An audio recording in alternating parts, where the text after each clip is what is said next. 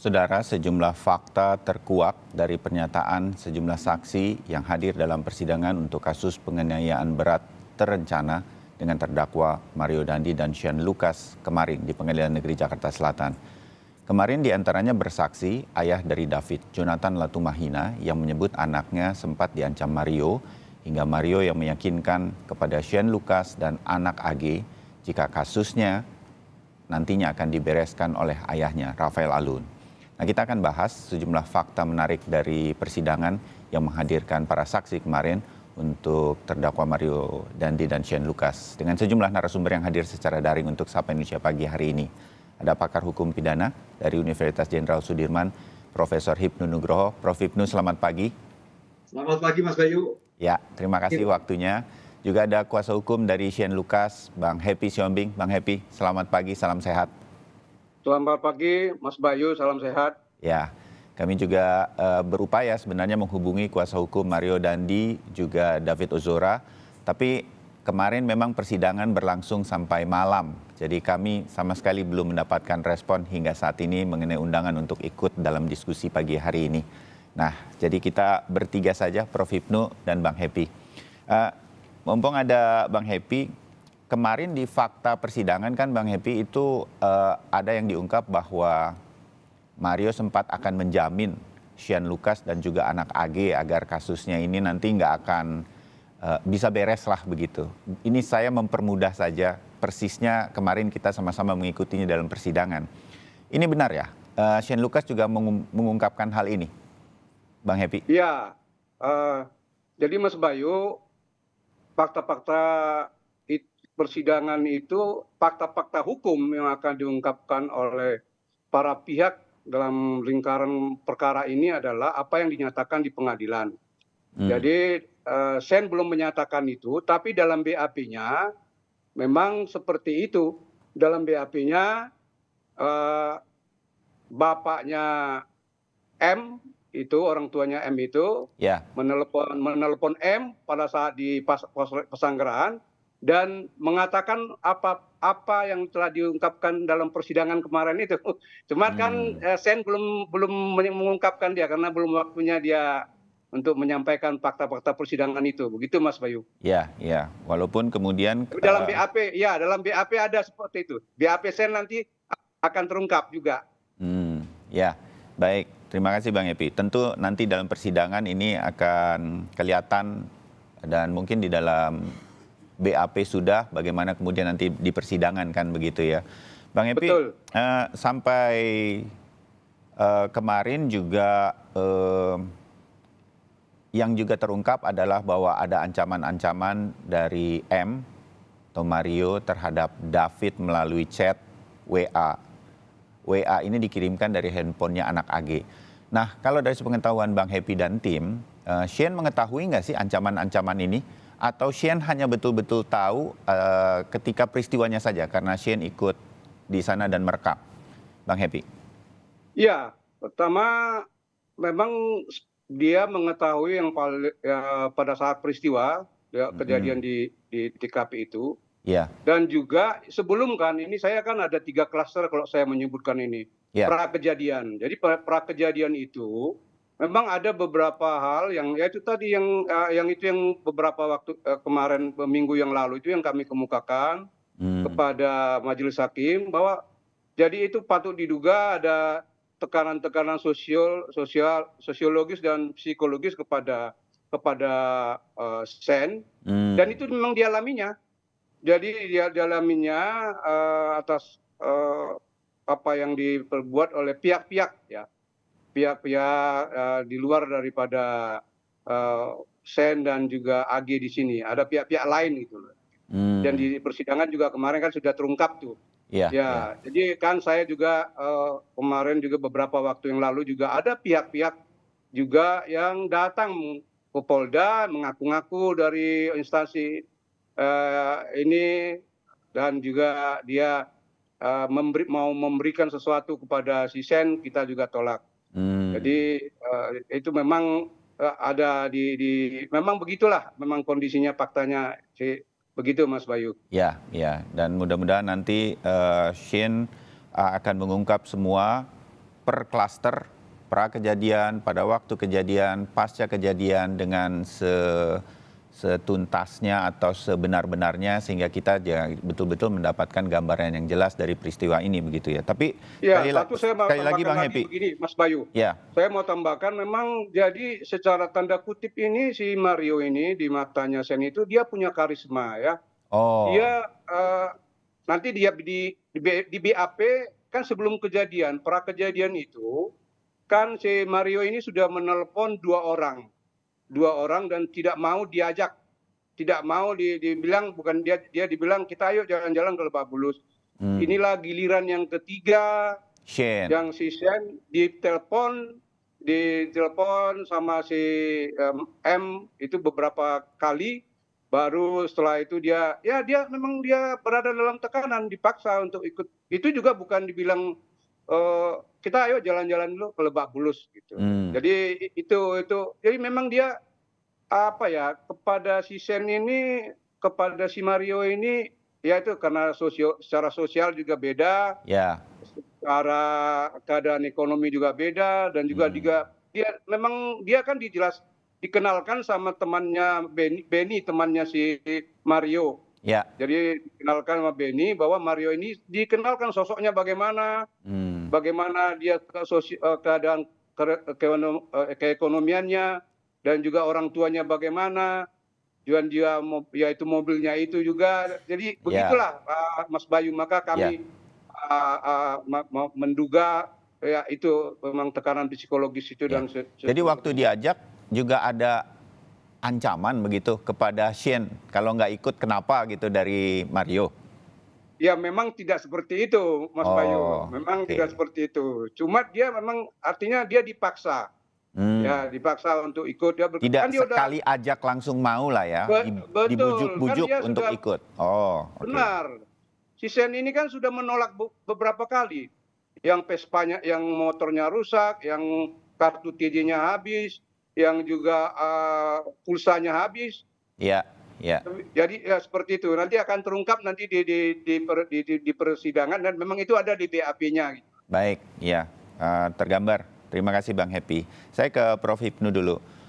Prof. Hipnu, sejak persidangan dimulai, ayah David, Pak Jonathan memang mengatakan akan mengungkap beberapa fakta yang belum terungkap. Tampaknya beberapa hal ini kemarin dalam kesaksian disampaikan, terutama adalah untuk menggambarkan, ini bahasa saya ya Prof. Hipnu dan pemirsa Kompas TV, bahwa ini betul-betul sudah terencana by design begitu, memang ada niatan dari Mario untuk bisa bertemu dan melakukan kejadian yang kemudian menjadi penganiayaan yang cukup berat terhadap David. Anda melihat ini dari fakta-fakta yang kemarin dihadirkan berkaitan dengan ada ancaman sebelum kemudian peristiwa.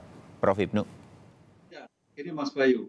Jadi dalam peradilan pidana, kehadiran korban yang diwakili oleh ayah korban Pak Jonathan itu menggambarkan sebagai bentuk kebulatan ketika di dalam surat dakwaan ada suatu yang masih celah. Oleh karena itu dalam suatu peradilan pidana itu yang dipanggil pertama kali adalah saksi korban. Karena korban adalah masih sakit, ada digantikan ayahnya. Disinilah gambaran yang terjadi, ada suatu perencanaan yang cukup walaupun ayah korban hanya mendengar. Tapi dalam konteks hukum itu mendengar itu sebagai kualifikasi bukti. Itu putusan Mahkamah Konstitusi. Jadi tidak harus melihat sendiri. Mendengar dari orang-orang, dari sumber yang dapat dipercaya, yang dikembangkan dengan bukti yang diperlukan. Sekarang pertanyaannya begini, kemarin kan bagian dari ancaman, kemudian menggunakan kekuatan finansial, kekuatan polisi, itu kan disangkal oleh si Mario. Betul. Dalam konteks hukum, namanya keterangan tersangka itu asasnya non-self-incrimination. Artinya namanya keterangan terdakwa untuk dirinya di sini. Jadi kalau toh membantah ya silahkan. Nah itulah. Oleh karena itu di sini nanti apa yang disampaikan di dalam pembuktian, dalam surat dakwaan dan apa yang disampaikan Pak Jonathan akan dibuktikan bentuk ancaman mana, catnya mana, kan gitu kan. Nah, itu yang akan dikualifikasi. Kalau itu memang betul, berarti apa yang disampaikan oleh terdakwa tidak mempunyai. Karena setiap pembuktian ketika disampaikan oleh saksi pasti diklarifikasikan kepada terdakwa. Apakah biasanya tidak. Ataukah iya, itu tergantung. Makanya dalam konteks hukum asas non-incrimination itu harus menjadikan pegangan penuh bahwa siap apa yang dilakukan terdakwa pasti menyangkal. Ya, itu menjadi catatan saja bahwa sudah fair ditanyakan ke yang bersangkutan. Begitulah di dalam pengadilan menjadi SOP-nya, begitu kira-kira ya Prof. Ibnu ya? Ya. Prof, satu, mumpung ada Bang Happy sebagai perwakilan dari Shane Lucas di sini. Fakta juga diungkapkan oleh Pak Jonathan, ayah dari David kemarin, ada upaya untuk membuat kasus ini aman bagi Shane Lucas karena ada Bang Happy di sini dan juga anak AG sebetulnya. Nah, bagaimana pengadilan hakim melihat upaya-upaya seperti ini? Karena saya menangkap selain bahwa kemarin ada fakta Pak Jonathan mengungkap ancaman ini sudah runut sebetulnya jauh sebelum peristiwa, juga ada upaya-upaya untuk agar kasus ini bisa selesai nggak sampai di pengadilan. Jadi kemarin Pak Jonathan bilang, wah saya pikir anak saya korban nih dari pejabat negara atau apa begitu dalam pengadilan. Anda melihat ini, pengadilan akan melihatnya seperti apa dan akan ditindaklanjuti seperti apa? Prof. Ibnu. Ya. Kalau melihat sebagai bentuk ancaman sebelum, kemudian pada saat, itu sebagai hal sangat memberatkan. Sangat memberatkan. Artinya apa? Bentuk perencanaan sebagai suatu perbuatan sejak awal. Dengan menggunakan kekuatan finansial, ayahnya akan menyelesaikan. Kemudian sudah tanda petik, seorang anak sudah berprediksi, maaf ini, seolah-olah mengatur persidangan, ya kan? Mengatur persidangan ini hukumannya sampai kecil, itu berarti kan paling tidak hakim jaksa sudah dalam bahasa dia, wah gampang itu nanti kita atur. Nah, inilah yang saya kira memprihatinkan sekali, yang walaupun memang masih anak tapi agak dewasa sudah berpikir seolah-olah begitu hukumnya jelek, begitu itu suatu masalah itu bisa diatur. Oleh karena itu saya melihatnya ini suatu yang sangat memberatkan sekali bagi seorang terdakwa. Sampai seorang itu sudah berpikir jauh ke depan kasus-kasus yang akan dihadapi. Nah, bagaimana keadaan seperti ini kalau seperti itu? Nah, inilah saya kira kewajiban hakim, kewajiban penuntut umum untuk menetralisir itu. Menjadikan bahwa perkara ini tidak ada apa-apanya dan perkara ini fair, bicara perkara adalah bicara bukti. Oke. Prof. Ibnu sedikit mumpung ada Bang Happy berkaitan dengan upaya untuk menyelamatkan Shane Lucas juga dari Mario Dandi dan keluarga, terutama ayahnya yang terungkap kemarin. Apa yang harus dilakukan Shane Lucas nanti pada waktu bersaksi menurut Anda agar ini kasus menjadi jelas? Prof? Ya, kan klarifikasi nanti. Ini kan pernyataan ini apakah pernyataan si betul Mario, apakah juga dengan Shane. Oleh karena itu nanti di dalam suatu persidangan antara Mario dan Shane diklarifikasi, cross check. Pasti saling menghindar kan gitu, oleh karena itu dalam keadaan seperti itu nggak apa-apa bicara hukum, bicara bukti. Oleh karena itu kemarin sampaikan oleh Pak Jonathan ayah David, cat itu adalah sebagai bukti yang autentik. Dan cat itu adalah bagian scientific crime investigation, sehingga tidak terbantahkan siapa yang ngomong, kapan dikirimkan, bagaimana bunyinya, apa maksudnya. Ya. Bang Happy, pada saatnya nanti Shane akan berhadapan nih dengan teman yang memiliki karisma seperti Anda katakan di dalam pengadilan. Tidak face to face tetapi ada dalam satu ruangan. Shane siap untuk itu? Siap. Ya, siap Mas. Jadi dia sudah siap walaupun memang ini lelah dia menunggu ya. Jadi ini udah ada, jadi sudah mulai due process of law-nya udah kita mulai beberapa minggu yang lalu. Jadi tapi ada beberapa hal yang ini juga Prof perlu kita dalam segi peradilan pidana. Kami sudah mengajukan keberatan dalam persidangan supaya perkara ini dipisah. Nomornya itu berbeda. Nomornya perkara antara si Mario dan klien kami itu beda. Maka dan Oleh karena itu kami minta supaya dipisah persidangannya, tidak digabung di bersamaan kemarin dengan alasan dari jaksa bahwa itu memang ada sih bahwa untuk peradilan yang cepat, sederhana dan murah. Ya itu bisa. Tapi ini kan menyangkut nasib manusia, nasib klien kami. Ya. Jadi kami jangan ada seolah-olah penggiringan bahwa klien kami itu seolah-olah bersama-sama merancang, bersama-sama merencanakan dan ikut serta melakukan. Jadi ini jelas tidak ada klien kami itu tidak ada ikut merancang, dan itulah yang didakwa yang kami sangat sesalkan juga, yang juga kami sesalkan. Saya juga kemarin mempertanyakan itu kepada para saksi Ibu Natali sama Rudi Setiawan. Jadi dakwaan dari klien kami ini kan 355, 353 ya. Sedangkan LP-nya pelapor yang kemarin belum didengarkan, pelapornya itu kan Muhammad Atala itu. Muhammad Rustam Atala itu belum diperiksa. Yang dilaporkan di Polsek Pasanggerahan itu adalah pasal 76C Yungto 80 Undang-Undang Perlindungan Anak dan subsidiarnya 351. Jadi yang dakwaan yang dipersamakan dakwaannya kepada klien kami 355 dan kepada pelaku Mario. Jadi ini yang kami keberatan kemarin, supaya berimbang, supaya fair, supaya kesaksian itu jangan ada seolah-olah ini mau diarahkan bahwa klien kami ini adalah memang bersama-sama ikut merancang dan ikut melakukan perencanaan. Itu sama sekali tidak, Mas Bayu. Tidak. Jadi tapi kami sudah meminta kepada majelis hakim, tapi tidak dikabulkan. Ya itu adalah kewenangan dari majelis hakim. Gitu. Dan juga itu kami juga sudah kemukakan kemarin itu bahwa laporan di Polsek Pasanggerahan itu terus seperti yang saya kemukakan tadi adalah laporannya A, setelah di Polda itu jadi B. Dan rujukan penyidikan itu jelas itu dalam surat perintah penyidikan itu adalah LP yang dibuat oleh Muhammad Atala itu, Rustam Muhammad Atala, yang pasal kepada Sisen itu 76C dan juga pasal 351. Kenapa di dalam dakwaan itu dipersamakan dengan dakwaan kepada Mario?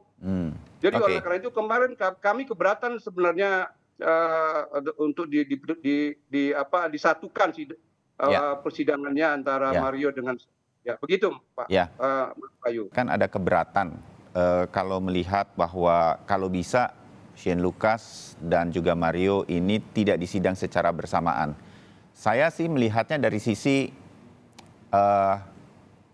mungkin ada kekhawatiran Shane Lucas tidak bisa bicara sebenar-benarnya ketika berhadapan. Persis kayak anak buah Ferdy Sambo ketika harus berhadapan dengan Ferdy Sambo pada waktu itu kan, Prof. Hipnu. Apakah ini akan jadi pertimbangan dari pengadilan agar ini menjadi terang benderang, atau tetap akan berjalan seperti yang tampaknya ini akan menjadi satu pengadilan saja untuk lebih singkat, lebih murah dan lain-lain? Menurut Anda, Prof. Hipnu? Begini, Mas. Jadi dalam suatu perkara, saya sepakat Pak Siombing, dalam hal pasal 55 penyertaan, ada pelaku, ada yang turut serta, itu idealnya adalah di-split, dipisah. Karena apa? Setelah saya lihat kemarin, tampaknya Sen itu ada pertimbangan relasi finansial, relasi senior junior kan gitulah, sehingga yang menjadikan ketika digabung, di-voking, itu menjadikan tidak bisa bermakna apa-apa. Padahal dalam konteks mencari kebenaran material, LP yang sudah dipisah itu betul, sehingga sidangnya harusnya split. Inilah yang saya kira akan menjadikan saling menjadi terdakwa, saling menjadi saksi. Dengan demikian bukti-bukti sebagai pelaku utama dan klien Pak Epi sebagai orang yang turut serta akan terlihat kapasitas turut serta ini seperti apa. Ikut-ikutan, apakah ada tekanan? Nah gitu loh. Kalau memang ikut-ikutan ya 11-12 lah ya. Tapi kalau ada tekanan, ini sangat memberikan angin segar bagi Pak Siombing bahwa Sen itu memang sebetulnya orang yang tidak hanya sebagai teman biasa, tapi ikut-ikutan menjadikan suatu permasalahan ini. Ini yang saya kira jelas memang harusnya di-split, dipisah ya. Memang walaupun asasnya cepat digabung ya bolehlah asas itu, tapi dalam konteks hukum pidana, kebenaran material itu suatu yang utama. Jadi tidak ada suatu masalah ketika digabungkan itu juga baik, tapi tidak digabung akan menjadi lebih baik, Mas Bayu. Dalam konteks mencari kebenaran material. Karena kapasitas yang berbeda tadi. Iya. Bang Happy, sampai sejauh mana harapan bahwa ini bisa di-split? Masih terbuka kemungkinan itu yang diajukan ke majelis hakim? Kami besok akan ini menjadi rahasia kami ini, Mas. Oh, oke. Iya, jadi Belum bisa diungkap ya. Oke. Iya, kemarin kami sudah terima kasih kepada majelis hakim yang mengabulkan untuk pemisahan ruangan. Dengan sel sudah dikabulkan. Jadi kami akan berupaya besok kembali kami secara lisan. Sebenarnya kan kalau sudah persidangan seperti ini, lisan maupun dengan tulisan kan sebenarnya itu sudah ada dasar ya. Kami sudah mengajukan secara lisan. Kami tim sudah memikirkan untuk tetap minta supaya ini dipisah. Karena itu tadi. Jadi jangan ada seolah-olah penggiringan kepada Sen. Saya juga menganut ya kita keadilan lah. Keadilan untuk David, keadilan juga untuk pelaku, keadilan juga untuk Sen yang disangkakan itu. Tapi yang jelas dia disangkakan itu di LP-nya itu ya 76C dan di subsidiarnya 351. Terus dia bergabung dengan Mario itu dan juga dakwaannya sama. Itu kan nggak fair. Ya nggak equal gitu loh ya untuk Sen. Maka itu kami minta untuk dipisah. Ya, jadi besok kami akan ada hal-hal yang ini kami akan sampaikan ya Mas Bayu. Jadi saya nggak kemukakan di kesempatan ini. Dimengerti. Kami tidak bicara. Ya. Tapi itu yang kemudian ini memang jadi terungkap. Jadi kan apa yang menjadi alat bukti 184 itu keterangan saksi itu adalah apa yang dinyatakan di pengadilan. Jadi keterangan-keterangan dari BAP oleh Ibu Natali kemarin dan Pak Rudi itu, jadi banyak yang jadi dia di BAP mengatakan A, tapi setelah di persidangan bukan seperti itu. Pertama soal dia kabur, ada upaya untuk kabur membawa mobil. Dalam BAP-nya Ibu Natali itu mengatakan bahwa itu Sen itu setelah kejadian, setelah Satpam datang itu ada berusaha kabur membawa mobil Rubicon itu. Dalam persidangan itu Ibu Natali nggak ada mengatakan itu dalam kabur, cuma memang ada dia pergi. Dia pergi membawa mobil itu. Itu juga ada alasan. Sen kemarin sudah mengatakan mengapa dia itu pergi itu karena disuruh oleh Satpam di situ. Begitu. Jadi ya itu Mas Bayu gitu. Dan terakhir kami juga kemarin juga yaitu kembali saya katakan kan 185 itu apa yang saksi itu kan apa yang menjadi pertimbangan nanti fakta-fakta hukum adalah apa yang disampaikan oleh saksi di persidangan. Jadi banyak kemarin juga orang tua kemarin kita juga kan keberatan dalam persidangan bahwa si Jonathan orang tuanya David itu kami lihat itu menyimpulkan. Jadi ada banyak yang dia menyimpulkan maka saya kemarin itu keberatan. Oke, kemukakan aja faktanya sebenarnya, jangan menyimpulkan bahwa si Sen itu juga ikut sebagai para pelaku. Kemarin langsung dia bilang para pelakunya itu. Dan ikut merancang, ikut merasakan. Jadi itu yang tidak bisa disimpulkan oleh saksi. Dia hanya saksi. Ungkapkan aja apa fakta-faktanya di persidangan. Apakah sama dengan BAP atau tidak sama yang dipakai yang dipergunakan nanti dalam unsur pembuktian itu adalah apa yang dinyatakan saksi dan juga terdakwa nanti dalam persidangan. Begitu Mas Bayu.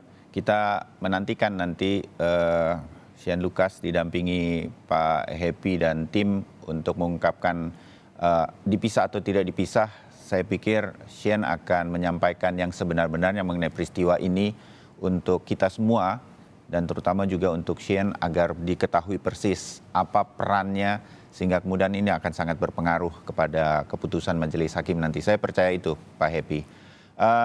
Prof. Hipnu, kemarin juga ada kesaksian dari Rudy dan juga Natalia yang pasca beberapa saat peristiwa penganiayaan berada di lokasi begitu, terutama Ibu Natalia.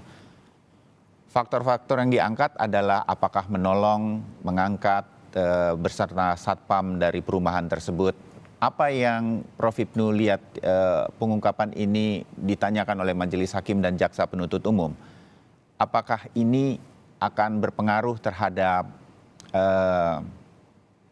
pasal-pasal yang dikenakan sehingga nanti mempengaruhi juga vonis kepada para terdakwa? Prof. Hipnu, menurut Anda? Ini memang namanya kesaksian, tadi sampaikan Pak Siombing, antara apa yang ditulis dalam berita surat dakwaan dan apa yang disampaikan dalam persidangan itu akan dinilai. Mana yang lebih benar? Kan itu. Sekarang pertanyaannya, mana yang lebih benar itu apa? Suatu saksi, suatu bukti mempunyai nilai apabila terkait dengan bukti yang lain. Suatu bukti mempunyai nilai apabila berkaitan dengan bukti-bukti yang lain. Oleh karena itu, tadi ditanyakan apa yang tertulis dalam surat dakwaan, apa yang disampaikan oleh para terdakwa. Itu nilainya ada di sana nanti, nilai terkaitan bukti. Karena dalam suatu pembuktian, bukti tidak bisa berdiri sendiri.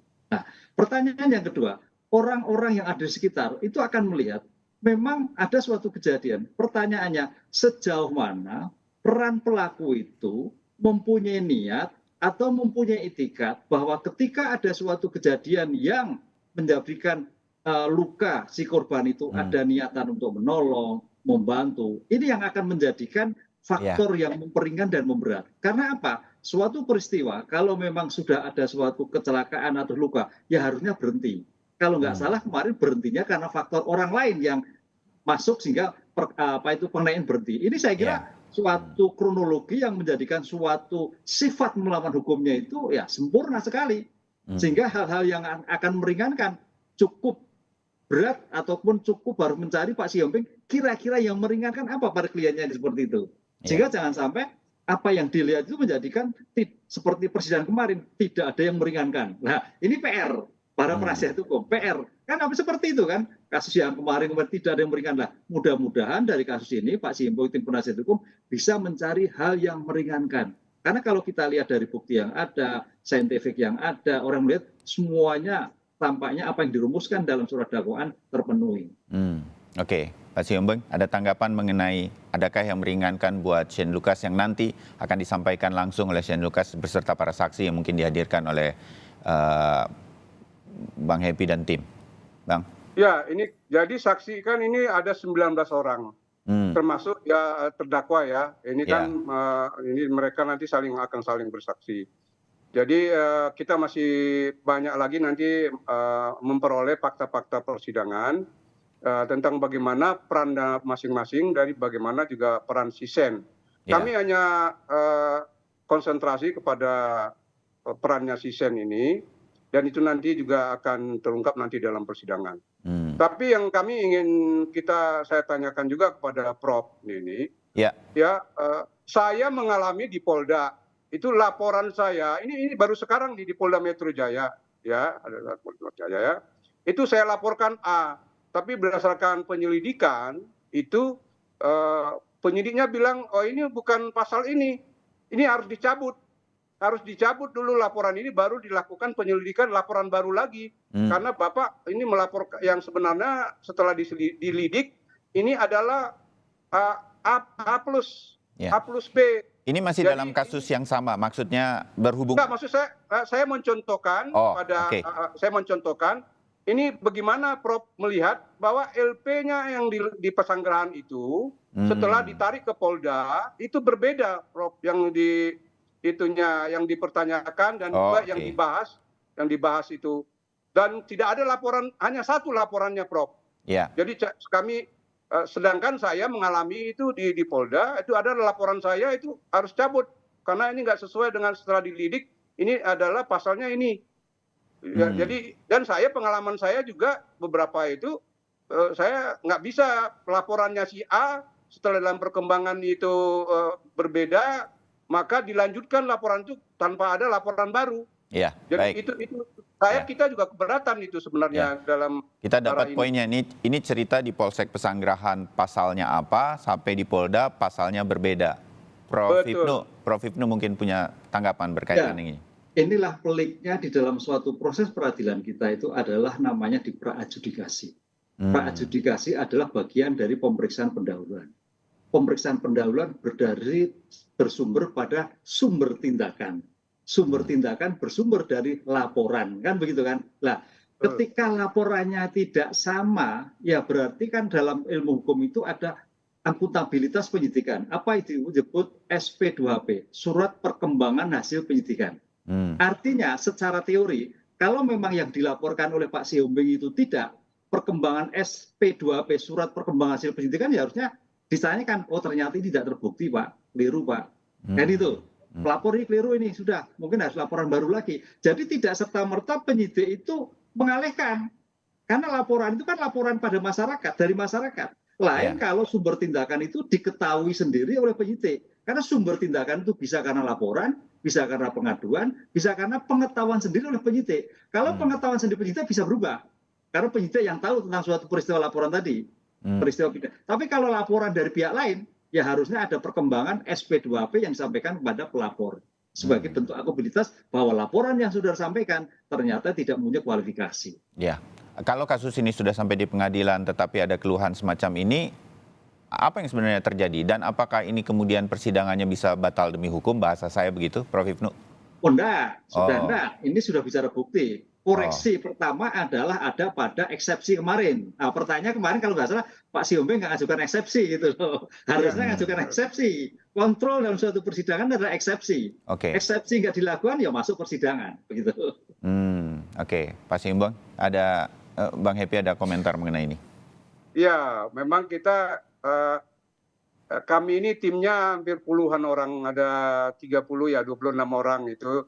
Jadi kita memang juga soal eksepsi ini kita itu dissenting opinion, kita mengajukan eksepsi, ada yang bilang kita harus mengajukan eksepsi, ada yang bilang enggak usah karena ini sudah menjadi sorotan. Jadi kita memikirkan itu supaya jadi memang dalam perkembangannya seperti ini memang nanti kami dalam pledoi aja akan kami sampaikan. Akan kami sampaikan dalam persidangan nanti dalam pledoi itu yang menjadi upaya kami, itulah menjadi wewenang atau tugas daripada penasihat hukum untuk pagar klien kami itu ya tetap namanya penasihat hukum ya, kami itu adalah pembela supaya dia bebas, supaya dia lepas demi hukum, dan ya terakhir itu exeque bono ya mungkin seringan-ringannya ya seadil-adilnya lah majelis hakim memutuskan perkara ini sesuai dengan perannya yang terbukti dalam persidangan. Kembali lagi, jadi sesuai dengan apa yang terungkap di persidangan itu loh. Seperti yang 184 saya berharap dan 188. Prinsip keadilan sangat berlaku juga, terutama untuk Shane Lucas, di mana Pak Happy Siombing dan tim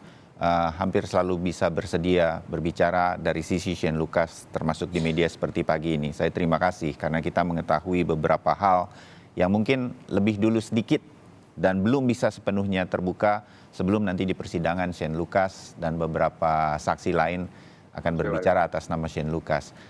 Terakhir, Prof. Hipnu, dengan fakta-fakta yang kemarin, izinkan saya kemudian melihatnya sebagai masyarakat saja begitu, yang betul-betul tahu hukumnya gara-gara bertemu dengan Bang Happy dan juga Prof. Hipnu dalam berbagai kasus, terutama sekarang dalam kasus ini. Apakah saya kan melihat para terdakwa dalam kasus ini sudah cukup berat, pasalnya ada berlapis, belum lagi ada laporan berkaitan dengan hubungan dengan anak di bawah usia. Saya belum mengetahui apakah ini nanti akan masuk. Tapi kemarin dengan fakta-fakta yang diungkap oleh Pak Jonathan sebagai ayah dari David sebagai saksi, ternyata kasus ini itu ada pra kejadiannya, terutama dari Mario Dandi yang ada runutan ancaman dan segala macam begitu, Prof. Hipnu. Apakah ini akan menjadi bahan pertimbangan dan ada kemungkinan bahwa pasalnya bertambah atau secara umum ini sebetulnya sudah termaktub semua di dalam pasal-pasal yang disangkakan di awal persidangan kemarin, Prof. Hipnu?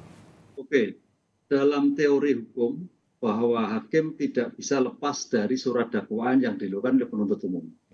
Oleh karena itu tentang kejadian pra dan pasca suatu peristiwa, ini hanya dilihat adalah yang memberatkan dan yang meringankan. Oh, Dengan demikian, pasti kalau melihat seperti itu ya hukumnya, apalagi ancamannya adalah kekerasan berat.